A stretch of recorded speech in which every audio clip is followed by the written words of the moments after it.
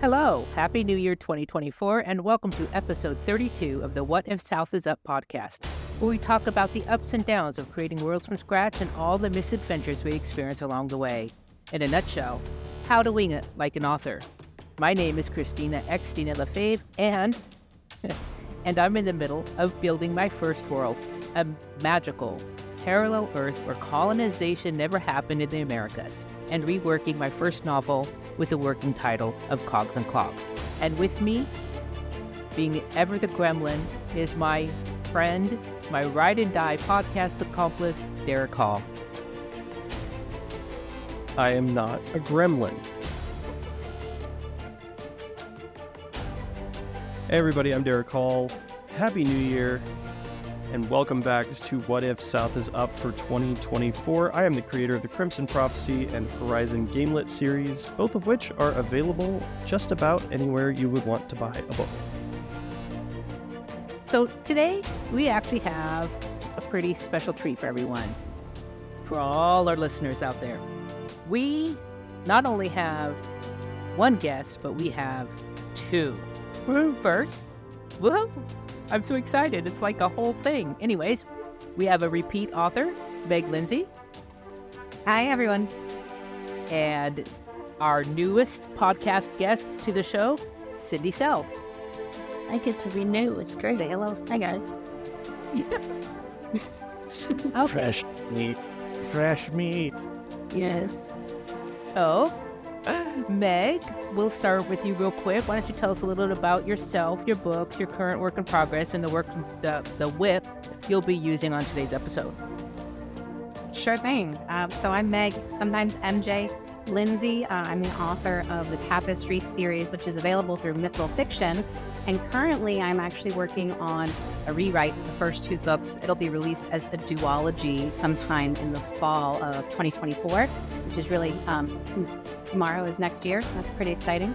And I am also the author of The Unfortunate Legacy of Mr. Hyde and Six of Cups, which are a couple of novellas online.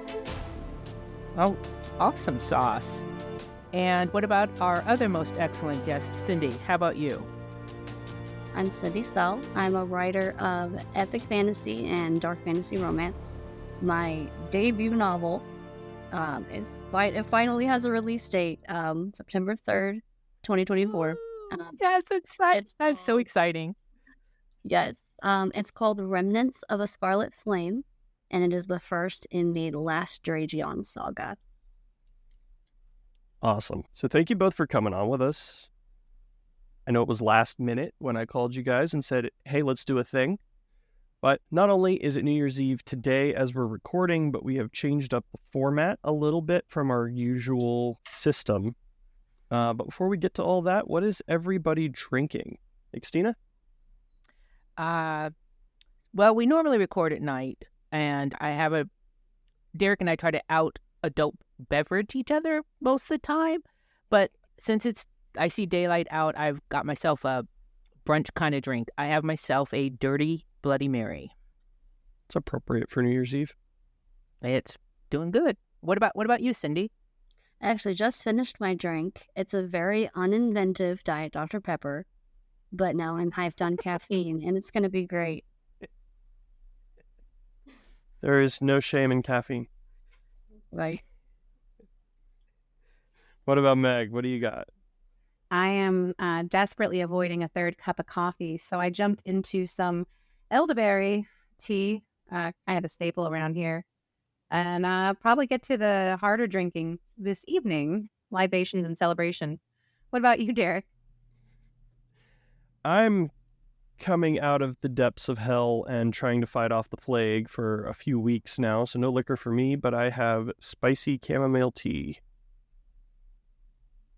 You know what's great about that is I get to be the lush of the episode. Yeah, you hedonist. Someone has to be. It's true. Not a good thing. I'll take the point. All right.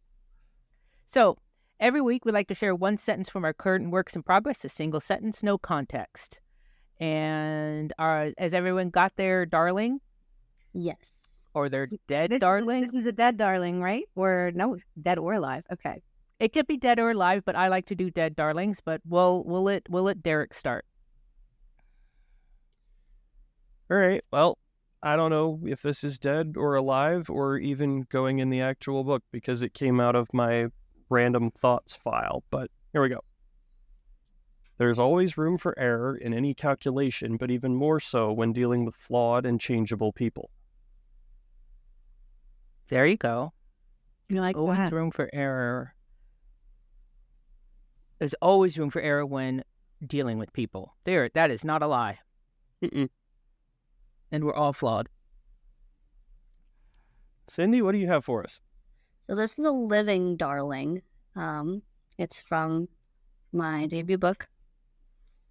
The last thing I want to do is get involved with a war between gods. That Oh, seems me too. nice. That's legitimate. Really? Never get involved in a land war in Asia. Oh, that's awesome. That's fantastic. That gives us so much insight into the book. I'm real. That's awesome. What about you, Meg? What you got?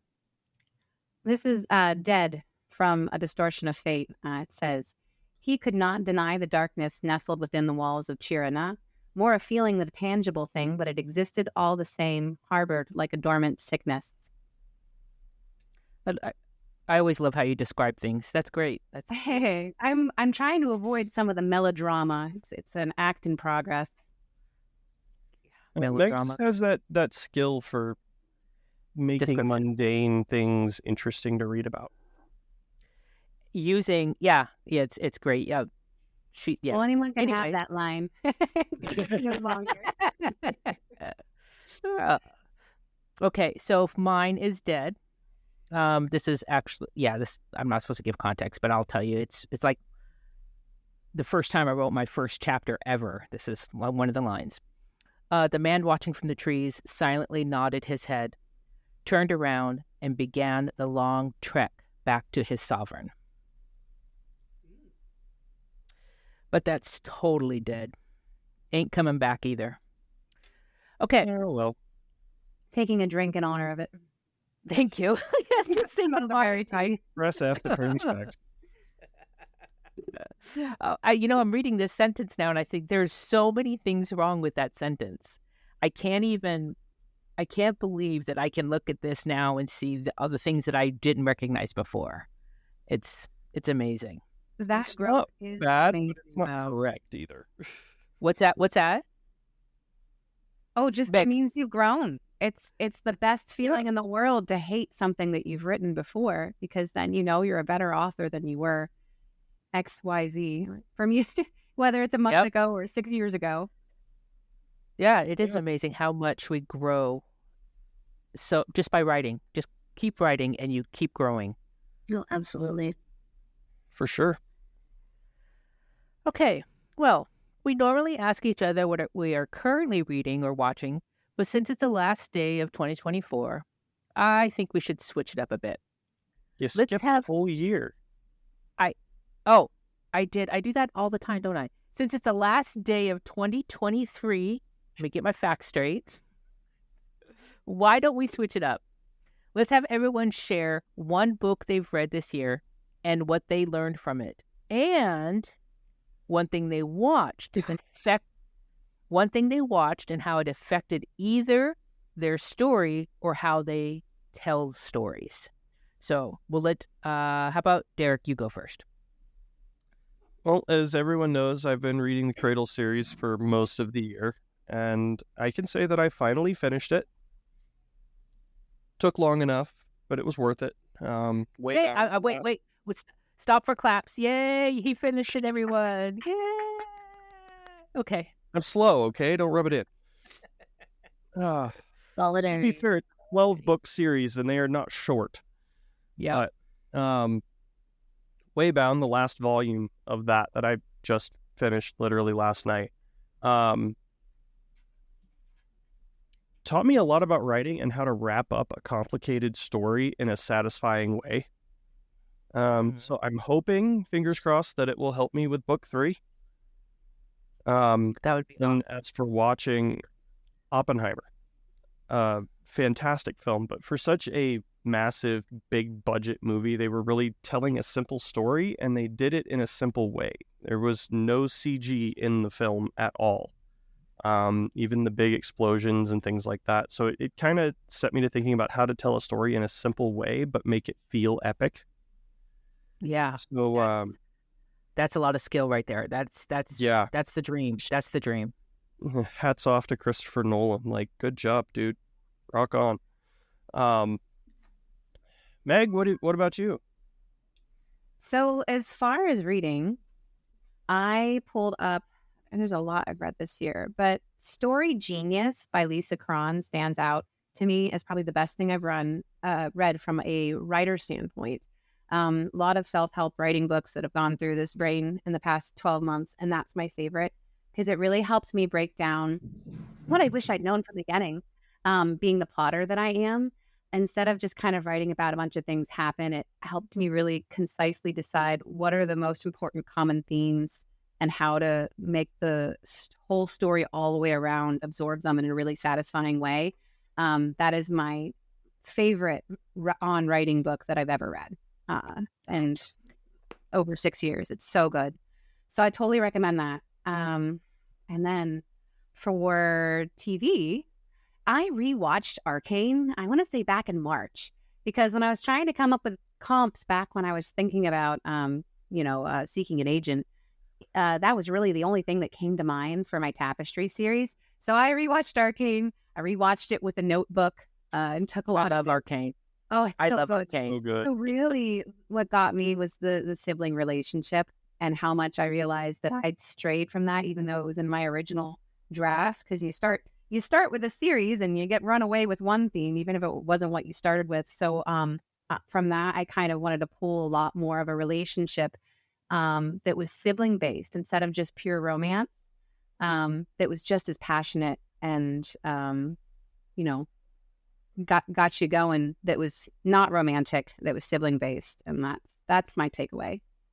So I think that's hard, is to, really pull out those threads of relationships that are not romance based. Romance based ones are pretty easy. It's a common language. We understand it.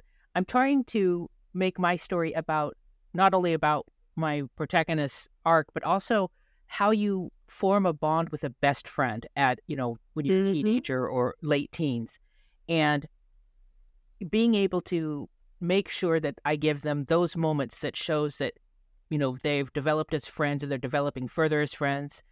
It's not easy. And I think it also adds a lot of, emotional texture to a story. I think that's brilliant. I totally agree. That's awesome. Yeah, for sure. And as far as Story Genius goes, I'm 50% through on my Audible, so maybe I need to pick it up again. Oh, let me know what you think. Yeah, absolutely. What about you, Cindy? So Meg is way more methodical about her reading choices than I am. It's a problem. Say. Don't herald it.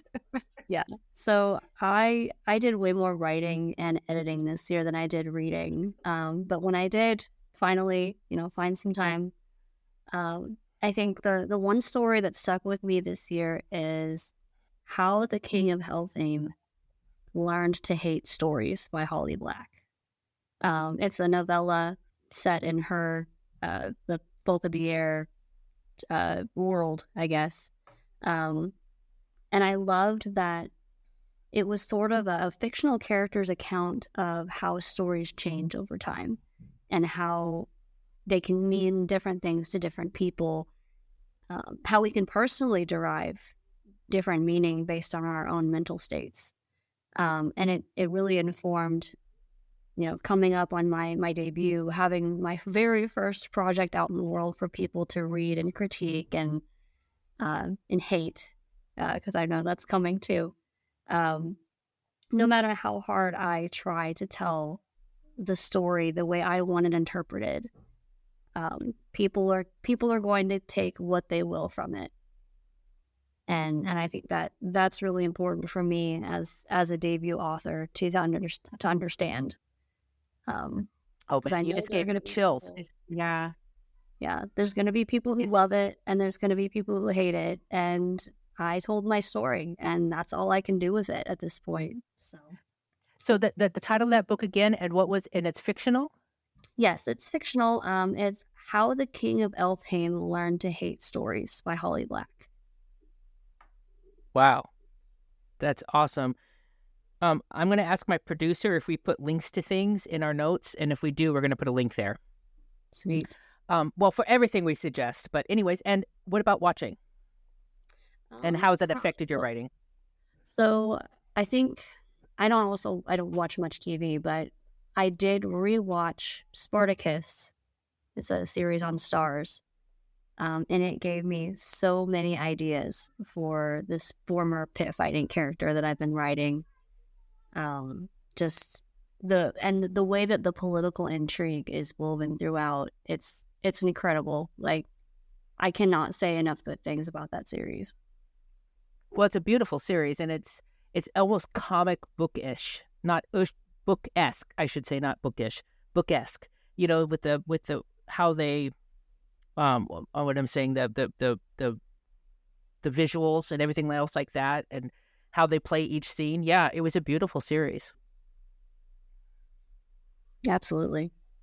Nobody else has anything to say about it? I haven't seen it in so long, I can't really speak to it, but I do remember enjoying it. All right.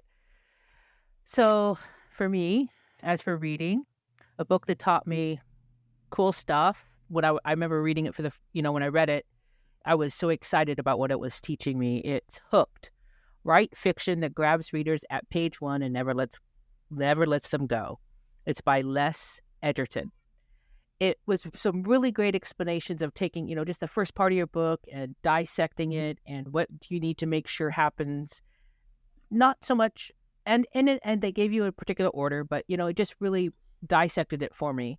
And as I'm sitting here telling you about what I liked about it, I'm realizing I need to definitely, positively, I have to go back and reread it. And as I start to, once again, rewrite my book, it really made things clear for me when people talk about strong starts. As for what I've watched, everyone knows that I mostly consume my stories by by watching shows, and that's because of my narcolepsy. But I gotta tell you, The Book Thief, that movie, it was amazing because the story was riveting, and there was so much tension, and there was no racing cars, there was no blood, there was no people screaming at each other, but there was so much tension.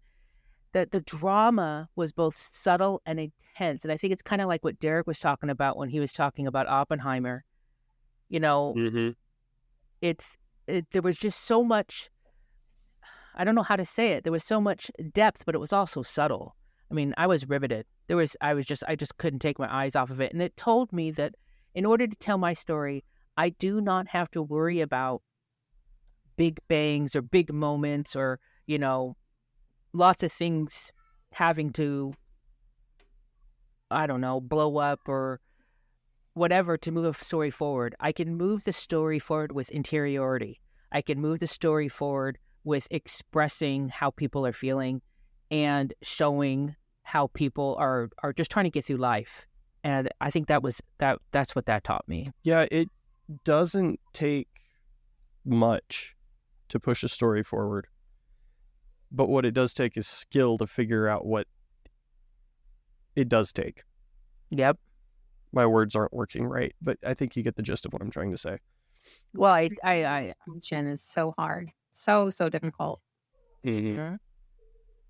Especially in a long novel, keeping it throughout, because it's like every line needs to just be crafted in a way that isn't just written. And it's exhausting. Yep. It can It's be, exhausting. for sure. Yep. Especially when those scenes. Oh, so you must type really fast. Yeah. That's our thing. And each scene has You're a to writer.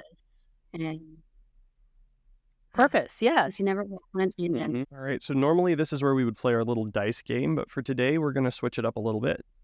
We're going to do a bit of role play, sort of. Today, we're asking everyone to answer a question as your MC, your main character, and as your big bad evil guy. If you're ready for the question, here goes. If your characters, by some fluke of nature, were living here in our world, what would their 2024 New Year's resolutions be? So how about you introduce your MC first to our monstrously small audience. Tell us what you think their resolution would be, and we'll get to the bad guys next.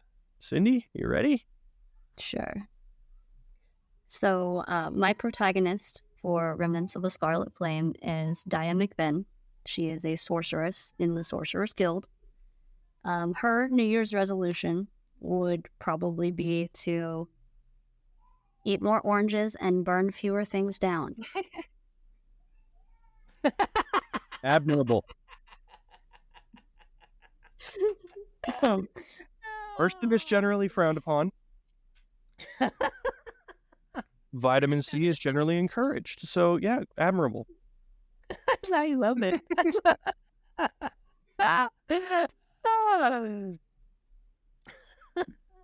It's great. That hit just right. What about Matt? That's great. Meg, what have you got? So my main character, his name is Calvarus Curtain. He's got some baggage. He has like I guess I've never quite decided what to call the survivor. He's got a mind daemon. He's possessed. So he's always kind of going to have the same resolution, which is to try not to kill anybody. That's what he's dealing with.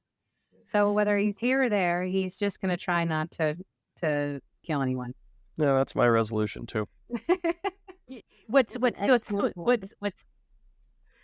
excellent goal, and what's intriguing about that is we all know that only like 80% or 20% of New Year's resolutions are fulfilled. No, that's right. Poor Calvin. Yeah, he doesn't want to. Ugly Dragon just starts playing in the back of my head. Oh, that's amazing. I love that. So, if you've been listening to our podcast, you know that Anisha, my main character, is 17 years old. She grew up in a very rural village. And her resolution would be totally different depending upon whether I'm telling you about what a resolution would be, in chapter 1, or what her resolution will be at the end.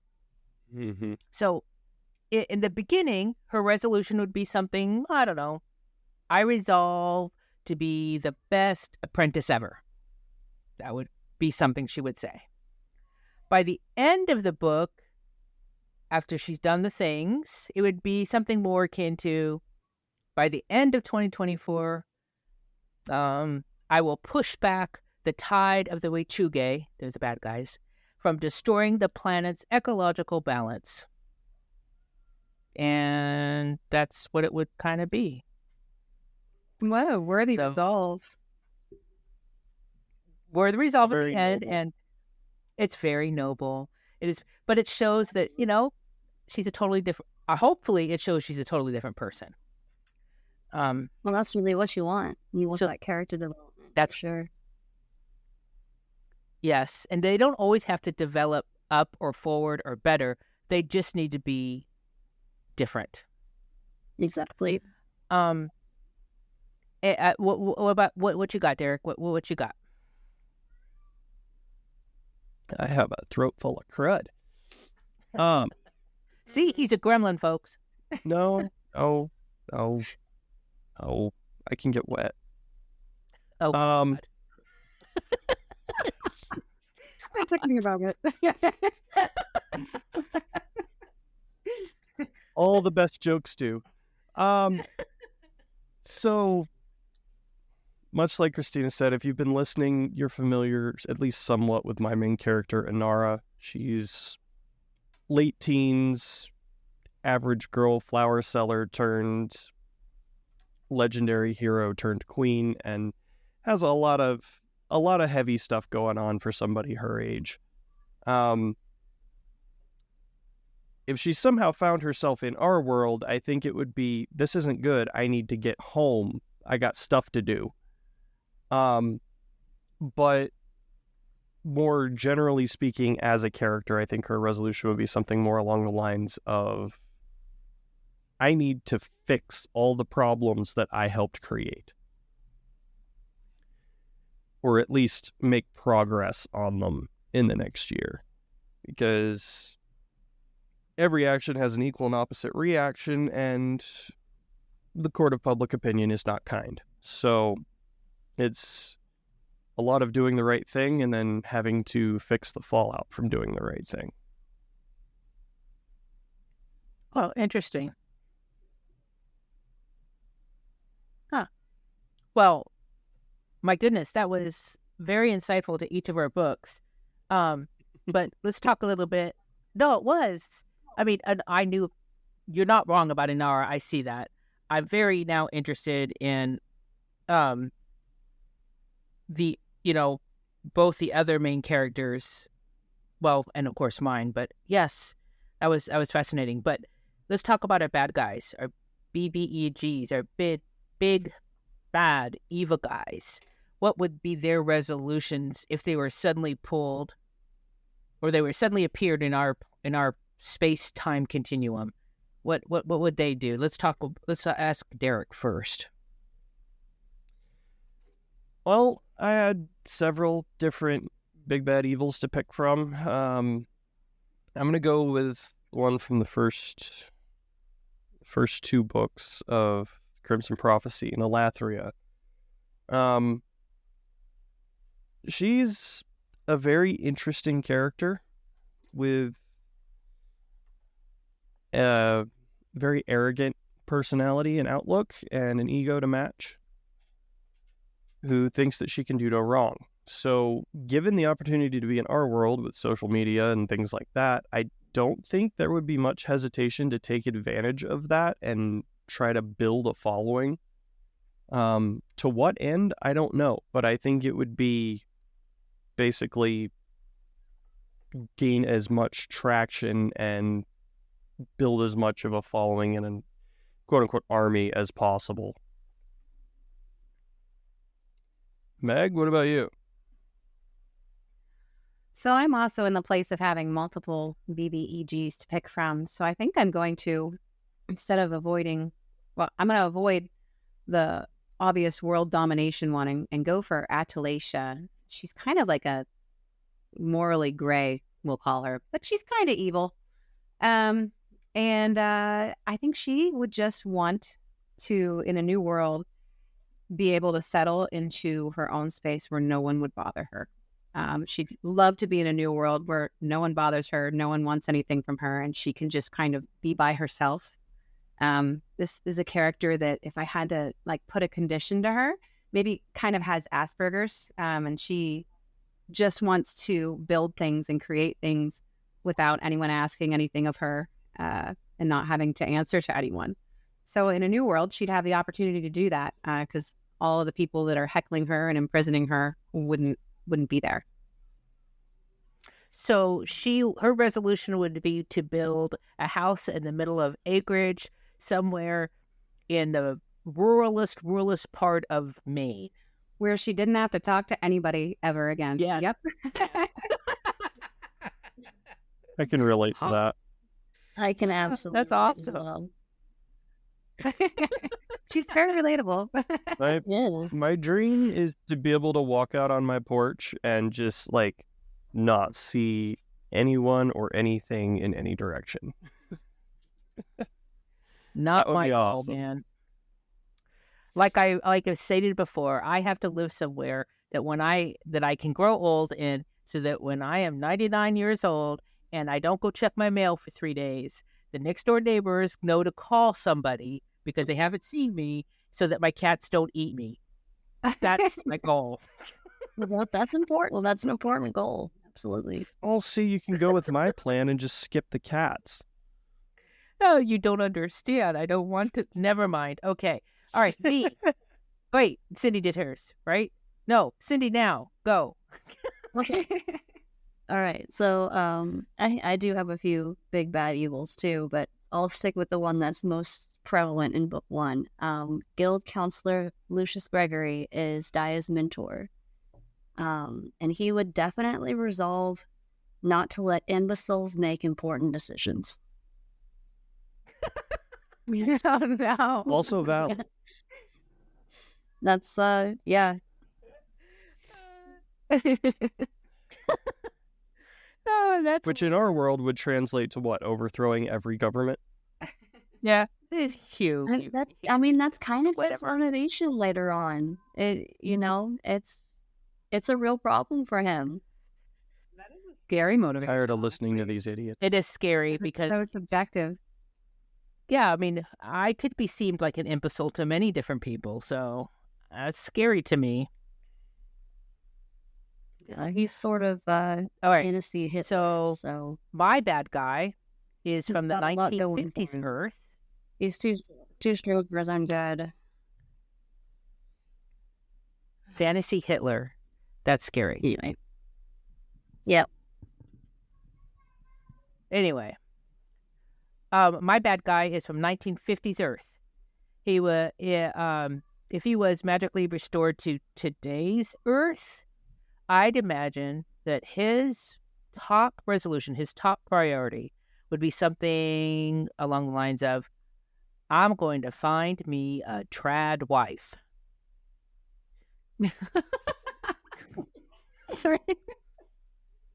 Going That.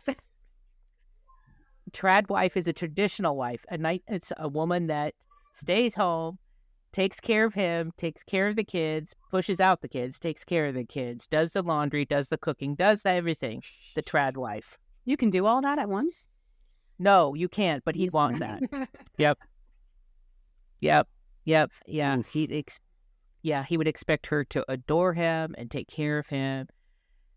You know. So all he's the just kids- sleazy regardless of where he is. Yes, he's sleazily. Well, yes, of course, but yes, he is. Yeah, he's madman, badly. Worse Mad than Men the meets show. Leave It to Beaver. All right. Yeah, but with a hint of oh gosh, why can't I think of the show of the guy that looks for serial killers? Oh, but he's a serial killer. Dexter. Dexter. Yes. Okay. Mad Men meets Leave It to Beaver with a sprinkle of Dexter in there. Yeah. That's terrifying. All right. Well, you know what's most fascinating about this, and I want everyone listening to understand this. It's not only fascinating to put our characters into other situations. It's almost important that you to do so you can understand your character and understand their depth and their levels. I mean, everyone here, how much thought process or how much did you have to think for a little bit more, a moment more to put your characters in these positions? And was it insightful to your own story? Yeah, sure. It helps hone down the point. What I find fascinating is how well we know our characters without realizing how well we know them. Yeah. That's what this whole podcast has taught me. It's just like, oh, okay, these people might as well be real for how well I know them. Yeah. Yeah. Wait, they're not. I mean, I could definitely wait to not. No, Cindy, they're not real. Oh, well, I've been doing this all wrong then. It's easier sometimes also, I think, what do you guys think, to tell you what my character won't do as opposed to tell you what my character would do. Yeah, that feels about right. They're still unpredictable to us, but we still know them well. Yeah, for sure. All right, I have one last question for you all. One last thing to ask of our guests and my fellow co-host. Bonus And round. A bonus round. I love that. Say it again. Bonus round. Yeah. As a writer, author, creator, what are each of your 2024 resolutions? Derek, you get to go first. I don't believe in setting myself up for failure. You know what? Everybody in the show understands this. Then you're like, yep. But I do want to try to finish book 3 this year. Good job. Cindy? Okay, I got this. Okay. Okay. What is your resolution? Yes. Okay. My resolution is something I've been battling with for pretty much my whole life, but we're going to just throw this out there. I want to create more and worry about getting it right the first time. I'm still deciding what my resolution is. I go on the 80-20 rule. Just do the best you can. I really want to launch my book before the end of this year. I'm starting a Kickstarter for it, probably to go out in March. And that's the dream, is to finally release this novel I've been working on since 2017 in its better formatting. So why forecast? Hard and important. Is it hard? I haven't done it yet. It is. It's very hard. What's hard? Formatting. Ooh, I just got Atticus. Very excited to play around with that. Okay. I see how you are. We can learn together, Meg. Well, my resolution is probably no surprise. My resolution is probably no surprise to anybody, especially the people on this podcast, as well as the people listening, is just to get my narcolepsy under control and start whittling down my TBR. Pretty simple. Yep. Big goals. TBR, that is an insurmountable challenge. I said whittle down. Yeah, I just said whittle down. I didn't say... No, you're not going to whittle it down. It never gets smaller. You take one thing off and add another thing on. Okay, how about my resolution is I don't make it exponential, Because I'm reading, not because I'm not adding, just to be clear. Fair enough. There's always things to add. Oh, well, that was fun. If you're a world builder, newbie or not, and would like to be on our show, we would love to have you. That includes D&D, tabletop RPG game masters, writers, authors, anyone who creates worlds. You can let us know by going to our website, whatifsouthisup.com, and leaving us a message, or you can reach us through our Facebook page. Also, we're always interested in what if questions to add to our list. If your world has something interesting about it and you'd like to pose it to us and see how it plays out in our worlds, we'd love to hear from you. Meg, would you like to tell everyone how they can find you on the interwebs? Absolutely. You can find me at 3bugspublishing.com. And then, of course, I'm on all the usual socials, Facebook, TikTok, Instagram, you name it. Let's be friends. Is Cindy here, and can she tell us how to find her son on the interwebs? I was ready for this. Okay, I am Cindy L. Sell on Facebook. I am Cindy L. Sell _author on Instagram. And then I have my own website, which is still in its infancy stages, but I'm building my newsletter list, so sign up at the last Draegion. That's DRAEGION.com. All right, perfect. Xtina, where can we find you online? My website is uniquelyxtina.com, but I can be found on just about all the other socials as uniquelyxtina. And I am Derek Hall. My website is derekhallauthor.com, but you can find me as dhallauthor just about anywhere on the socials. Thanks everybody for joining us. We hope you have a wonderful start to your new year, and maybe you'll be part of the 20% that makes it. Yay, 20%. Challenge accepted. All right, thanks everybody. Thank you. Happy New Year to you.